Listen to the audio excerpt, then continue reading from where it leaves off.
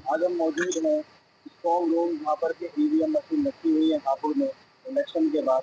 जानेंगे आज हापुड़ के जिला महासचिव से जो कि समाजवादी पार्टी के जिला महासचिव है एडवोकेट बिलाल जी। आप मुझे बताइए कि जैसा कि आप लगातार यहाँ निगरानी कर रहे हैं बराबर जब से इलेक्शन हुए हैं। 26 तारीख को यहाँ इलेक्शन हुए थे, 26 अप्रैल को, और तभी से आपका यहाँ तंबू गड़ा हुआ है। तो उसके बारे में आप क्या कहेंगे और अभी तक क्या रुझान है और अभी तक आपकी क्या तैयारी चल रही है? देखिए, जब से मेरठ लोकसभा का चुनाव हुआ है और स्ट्रांग रूम की निगरानी में यहाँ पर सभी समाजवादी पार्टी के, कांग्रेस पार्टी के कार्यकर्ता, पदाधिकारीगण पूरे जोश के साथ रातों को बैठकर स्ट्रांग रूम की निगरानी कर रहे हैं और किसी तरीके की बेईमानी ना हो, किसी तरीके की लूट वोट के साथ ना हो, इसलिए हमारा तंबू यहाँ लगा हुआ है। और जैसा देखा जा रहा है, प्रदेश में चुनाव चल रहा है, देश में चुनाव चल रहा है लोकसभा का, बहुत मजबूती के साथ समाजवादी पार्टी पूरे प्रदेश में फ्रंट लाइन पर रहकर लड़ रही है। माननीय राष्ट्रीय अध्यक्ष अखिलेश यादव जी ने पूरे प्रदेश में इंडिया गठबंधन की एक हवा बनाई है और वो ऐसी हवा बनाई है जिसने भारतीय जनता पार्टी का सूरज पश्चिम में भी अस्त व्यस्त कर दिया था और पूर्व में जाते जाते उसकी हवा खत्म हो चुकी है। नहीं, जैसा कि हम बात कर रहे हैं, बिलाल जी यहाँ पे ये बताइए कि भाई इतने दिन हो गए हैं आपको, तो कोई एक्टिविटीज या कुछ गड़बड़ी आपको कुछ नजर आई है यहाँ पे ईवीएम मशीनों में या फिर स्ट्रॉन्ग रूम में? हाँ हाँ, कोई एक्टिविटी या कोई गड़बड़ ना हो इसीलिए तो हम बैठे हैं। और अगर हमारे रहते हुए भी कोई एक्टिविटी या कोई गड़बड़ हो जाएगी तो फिर समाजवादी पार्टी के लोगों का रहना बेकार है यहाँ पर। हम इसीलिए यहाँ निगरानी बनाए हुए हैं और जब यहाँ निगरानी बनाए हुए हैं तो किसी की हिम्मत नहीं है कि समाजवादी पार्टी के लोगों के सामने कोई इस तरीके की वोट के साथ लूट लूट कर सके। तो लगभग कितने लोग यहाँ रहते हैं रोज के, मतलब अनुमान अगर हम लगाएंगे 10, 20, 30, कितने लोग यहाँ रहते हैं मौजूद हर टाइम 24 घंटे? देखिए, इस समय दिन में 45 डिग्री पारा रहता है, उसके बावजूद भी हमारे सभी समाजवादी पार्टी के सम्मानित साथी जिस तरीके से जिसकी ड्यूटी लगाई जाती है अपनी ड्यूटी निभाता है, जिसकी दिन में लगाई जाती है दिन में निभाता है, जिसकी रात में लगाई जाती है रात में निभाता है।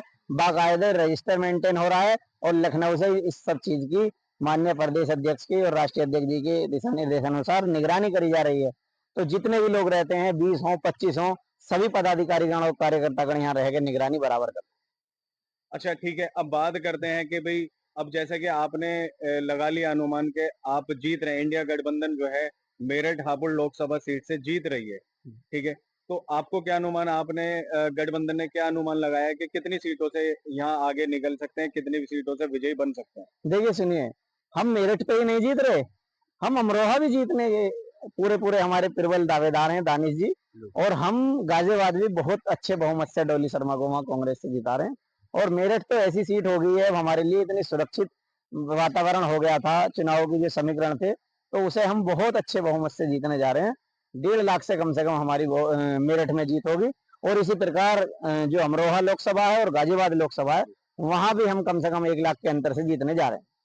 अब जैसे कि सुनने में आया था कि भाजपा के एक राम जी को भाजपा ने उतारा था मेरठ हापुड़ लोकसभा सीट से, तो उनके बारे में आपका क्या कहना है?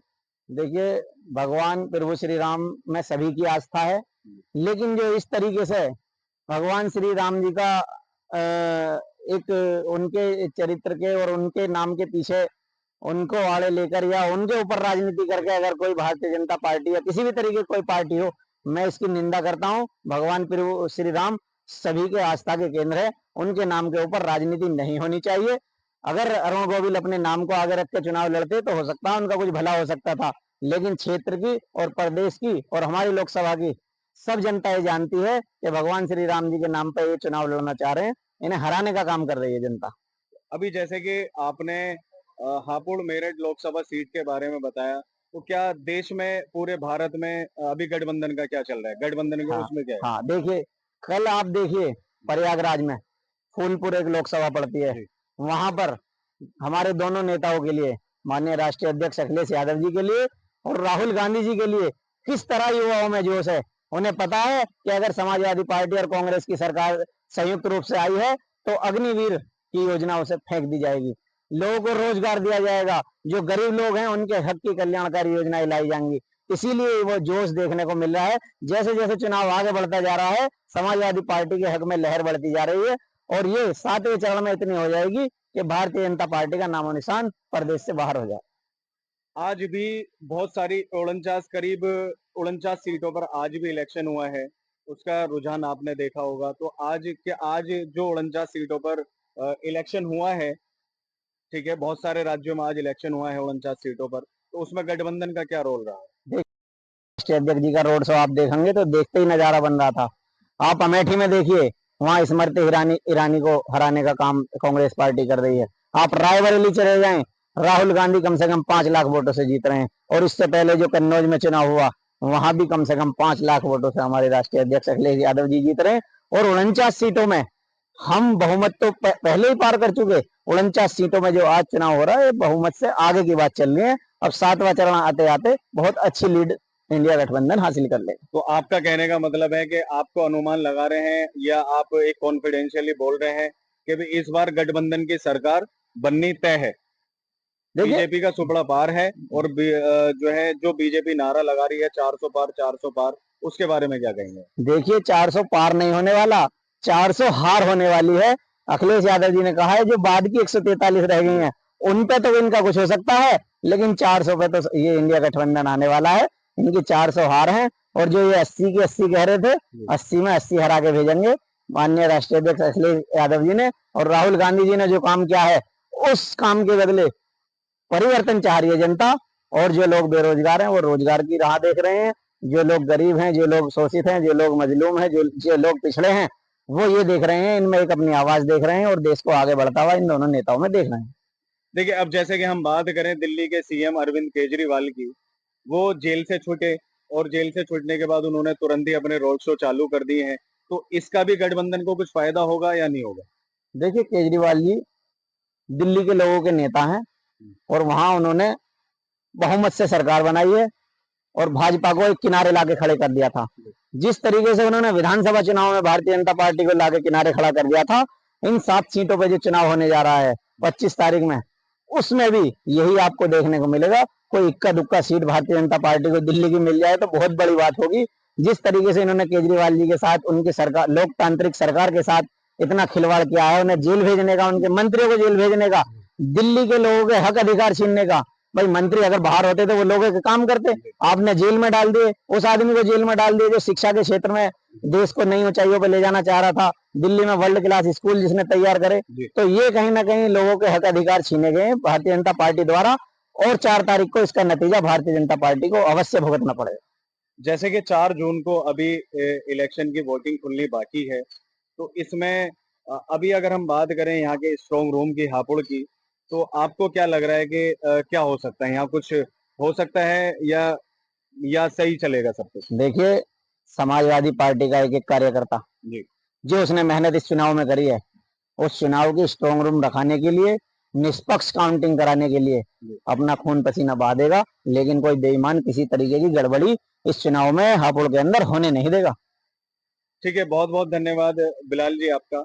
अब हम सीधी बात करेंगे एक इसकी जो गठबंधन अभी चल रहा है, जो इंडिया में गठबंधन चल रहा है, तो इसकी मजबूती अभी तक भारत में कितनी देखने को मिली है? देखिए लोकतंत्र में गठबंधन एक धर्म होता है जी। और उस धर्म का पालन करना जो गठबंधन के साथी होते हैं सबको करना होता है।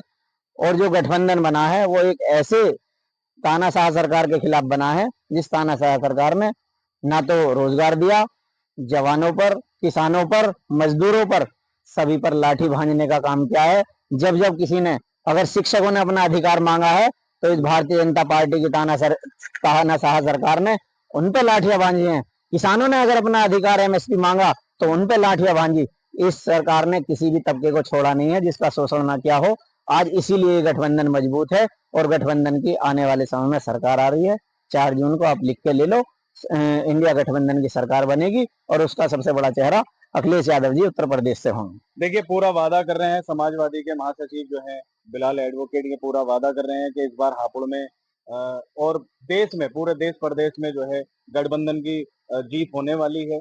तो इसी बीच में मैं ये बात करना चाहूंगा बिलाल जी, आप ये बताइए कि जैसे कि अब सुनीता वर्मा जी जो है जी। गठबंधन के प्रत्याशी हैं जी। लोकसभा सीट की, तो इन्होंने कुछ वादे किए हैं लोगों से, जनता से कुछ वादे किए हैं, तो क्या वो उस पे खरा उतरेंगी या नहीं उतरेंगी? देखिए, आपको इसमें इसके लिए सुनीता वर्मा जी का ट्रैक रिकॉर्ड देखना होगा।